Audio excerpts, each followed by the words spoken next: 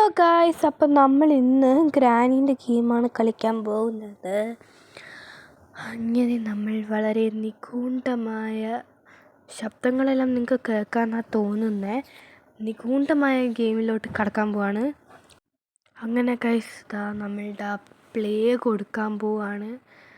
അപ്പോൾ നമുക്ക് ഇത് വളരെ ഡിഫിക്കൽട്ടി ഒന്നുമില്ല, ഈസി ആയിട്ടുള്ളതാണ് ഞാൻ എടുത്തത്. അങ്ങനെ ഈസി എടുത്തിട്ട് എനിക്കാവുന്നില്ല ഗൈസ്, കളിച്ചിട്ട് പറ്റുന്നില്ല എന്ന് ഞാൻ പെട്ടെന്ന് ചത്തുപോയിട്ടുണ്ട്. ഞാൻ കാണിച്ചു തരാം. അപ്പം ഡേ 1 എന്നുള്ള എഴുതി കാണിക്കുന്നുണ്ട്. അപ്പം നല്ല അടിപൊളി നിഗൂഢമായ റൂമിലാണ് ഗൈസ് നമ്മളുള്ളത്. അപ്പോൾ അതാ നിഗൂഢമായ റൂമിൽ ഞാൻ വേഗം പുറത്തിറങ്ങി. അങ്ങനെ അവിടെ നോക്കിയപ്പോൾ ഞാൻ ഒരു ബുക്ക് കണ്ട്. പിന്നെ ഞാൻ വിചാരിച്ചാൽ എടുക്കണ്ട, വേഗം ഇവിടെ നിന്ന് രക്ഷപ്പെടാം. ഞാൻ അങ്ങനെ താഴോട്ടേക്ക് പോകാൻ വിചാരിച്ചു. പക്ഷേ എനിക്കൊരു പേടി, ഞാൻ അഥവാ വന്നാലോ എന്ന്. അപ്പോൾ താഴെ പോകാണ്ട് എപ്പോഴും ഞാൻ താഴെ പോവാം. അപ്പോൾ ഞാൻ വിചാരിച്ചു ഇന്ന് ഇവിടെ പോവാം, ഗ്രാനീൻ്റെ റൂമിലാന്ന് തോന്നുന്നു. അങ്ങനെ കഴിച്ചാൽ നമ്മൾ ഗ്രാനീൻ്റെ റൂമിൽ കയറിയിട്ടുണ്ട്. ഗ്രാനീൻ്റെ ഡ്രസ്സെല്ലാം തൂക്കിയിരുന്ന സ്ഥലമാണ് കഴിച്ച് ഇത്. അങ്ങനെ ഇതാ വേറൊരു ബെഡ്റൂം ഇവിടെ കാണുന്നുണ്ട്. അപ്പോൾ അവിടെ ലൈറ്റെല്ലാം ഉണ്ട് ഗൈസ്. എന്തൊരു എസ്തറ്റിക് റൂമുകളല്ലേ. അപ്പം നമുക്കിനി ഈ ഡോർ തുറന്ന് എവിടെ എത്തുന്ന നോക്കാം. പിന്നെ ഞാൻ ഈ ഗെയിം ആകെ 2 പ്രാവശ്യം കളിച്ചിട്ടുള്ളൂ. അതിനെക്കൊണ്ട് എനിക്ക് എവിടെ എത്തുക എന്താണെന്നൊരു ഐഡിയ ഇല്ല. പിന്നെ എങ്ങനെയെങ്കിലും എല്ലാ റൂമിലും കയറണമെന്നുണ്ട്. ഇത് ഗൈസ് ഗ്രാനീൻ്റെ ബാത്റൂമാണ് ഗൈസ്. ഒരു ബാത്ത് ടപ്പെല്ലാം ഉണ്ട്. ആ ബാത്റൂമിൽ പോലും ഹൊറർ പിക്ചറെല്ലാം വെച്ചിരിക്കുന്നത് ഗ്രാനി. അപ്പം നമുക്ക് നേരെ താഴത്തോട്ട് പോവാം ഗൈസ്. ഇപ്പോഴാണ് കില്ലാക്കാൻ പോകുന്നത്. ഗ്രാനീൻ്റെ അടുത്ത് നിന്ന് രക്ഷപ്പെടാൻ നോക്കിയതാണ്, പക്ഷേ എന്നെ കൊന്നു ഗൈസ്.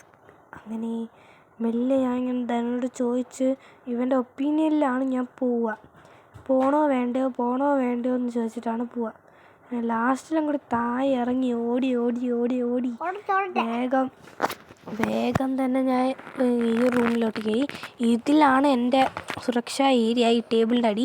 അപ്പോൾ ഈ ടേബിളിൻ്റെ അടിയിൽ കുഞ്ഞു പോയി അതിൻ്റെ ഉള്ളിൽ പോയിട്ട് ഒളിച്ചിരിക്കും.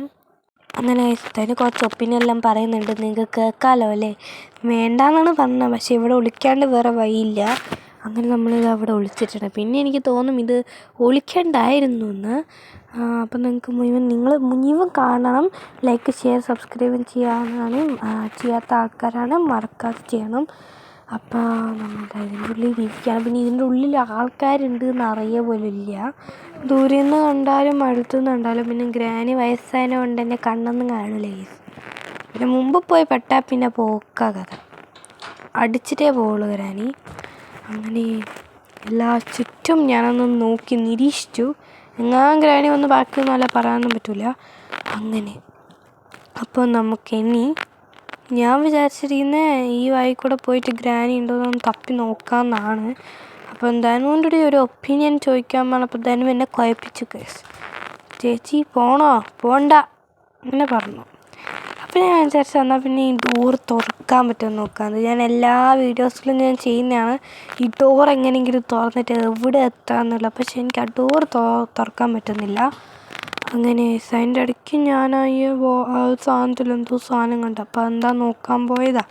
പിന്നെ ഞാൻ വിചാരിച്ച് വെറുതെ നോക്കി സമയം കളയണ്ട, നേരെ പോവാമെന്ന് വിചാരിച്ച്.